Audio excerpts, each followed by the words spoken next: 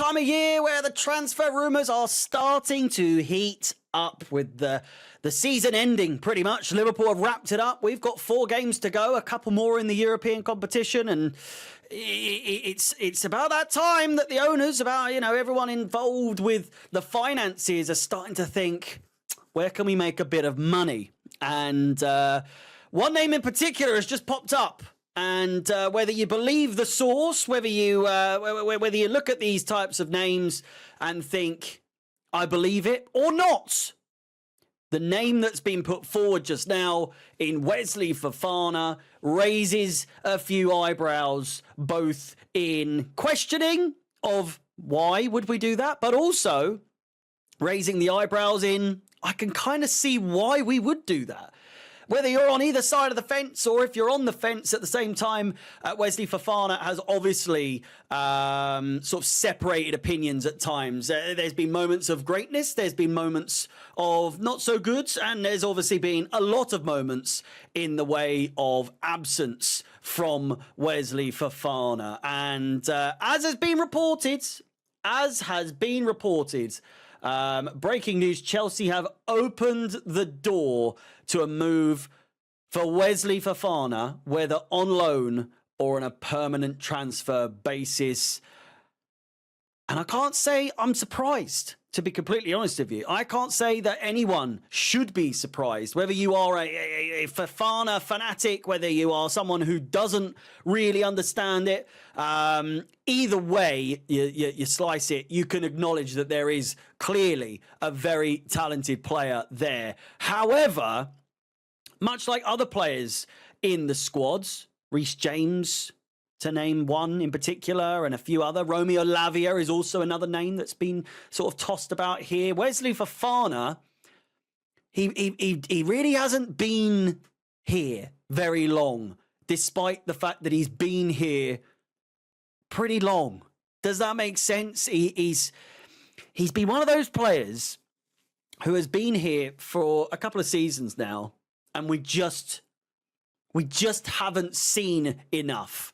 Because injuries. And even when we have seen him, I've been harsh on him at times and said, I don't really understand what it is that he does, or obviously can see what he does. There are moments, and you have to acknowledge the fact that he is obviously a very talented player, as I said, but is he worth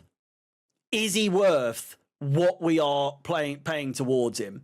And the fact of the matter is, you look at these numbers, right? Reece James, top of the pile, which you can kind of understand, right? But at the same time, injury prone there. Raheem Sterling, second highest earner. He's not here. Wesley Fofana never plays. And when he does, it's kind of like easing him in, but not really, because he's always just an injury away or a game away from injury, or you know what I'm saying? It's never really worked out for him so far. Christopher Nkunku, our 4th highest earner, he's on the way out. You've got to be thinking from the owner's point of view, from the sport directors, everyone that's in control of the books. We've got to be freeing up some space here. And if we're wanting to bring in other names as well, getting rid of, quite frankly, I don't want to label Wesley Fofana as dead weight, but he's been dead weight more than he hasn't been dead weight, if that makes sense. We've barely seen him, We've really, really barely seen him. And for us to continue to kind of try and justify it, why it is that we have him as a player at Chelsea and paying him the wages, which again we'll get into in just a second. But I'm trying to just get his stats up for Chelsea, and it's alarming. It is alarming, From August 2022, he's played 34 games. 34 games. That's outrageous. That is outrageous. And again, I go back to this. to be earning 200 grand a week, to be realistically our second most well-earning player, I just don't see the justification. I personally don't think that the link up between Wesley Fofana and Levi Colwill is necessarily there. I don't think it's worked. I don't really know if it will work. Obviously, there's been talks as well of having someone who can fit alongside Fofana rather than alongside Colwill. And the way that I see this is that although they've said that in the past, they're deep in it. They're looking at the numbers. They're crunching the numbers here, and they're thinking, Levi Colwill, right? He's 3 years younger. He's not injury prone. He's Premier League experienced. Wouldn't say Premier League proven just yet. I mean, Colwill is, I would say he is Premier League proven. Whether or not he's at the height of his game is another question. But I can see them putting all their stocks into a player like Levi Colwill over Wesley Fofana, who, again, let's be honest, is very rarely here. Is very rarely a player that you can consistently rely on. And say what you want about Levi Colwill, and I do. I'm still not convinced on him. I wouldn't necessarily say Wesley Fofana is anywhere near, leaps and bounds better. I'd say they're very evenly matched. They're obviously two different types of centre-back players, but I've never really been wowed by either of them personally. But if we were led to believe that we were going to invest more in Colwill and allow Fofana to go, I don't think people can be annoyed. I don't think people can necessarily be frustrated because of what we've had to put up with him over the last few years. Now, his contract does end in about 4 years' time, so that causes a slight dilemma. I just don't think that we're necessarily going to get a return on investment, We paid 75 million for him or something along those lines. I think at the time he was the second highest priced defender in at least the league, maybe the world. Maybe. I'm just. I mean, I've got it up here. Let me get it there. Hang on. There we go. So this was August 31st, 2022. Most expensive defenders all time. All time. Harry Maguire at 80 million. Wesley Fofana at 75 million. Van Dijk, Lucas Hernandez, blah, blah, blah.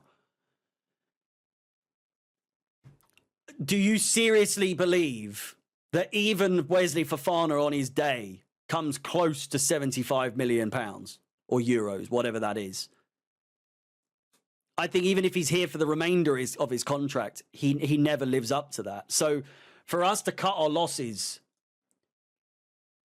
after, what's that, 22, 23 season, 23, 24 season, 25. He's been here 3 seasons. He's been here 3 seasons and he's played 34 games. Now, call it unlucky. Call it what you want. I'm not necessarily saying that he's a bad player, but if they want to try and recoup some money from him, I see it being it kind of makes sense. It kind of makes sense, I've got a tweet here from Dean CFC saying Wesley Fofana being forced out there. This is no surprise considering the £200,000 wages and him being never fit. I'll get it on the screen just to.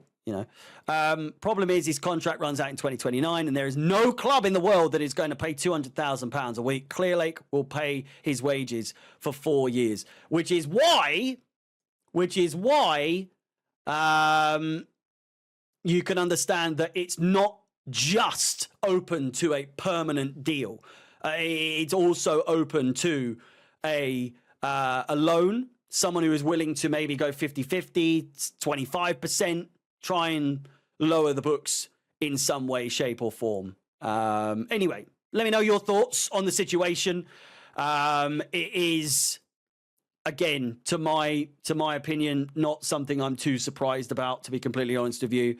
Would I be upset if he left? Not really. Have I grown some attachment to him? Not really. It's the same as fucking Nkunku. It's the same as a few other players. I just have no. It's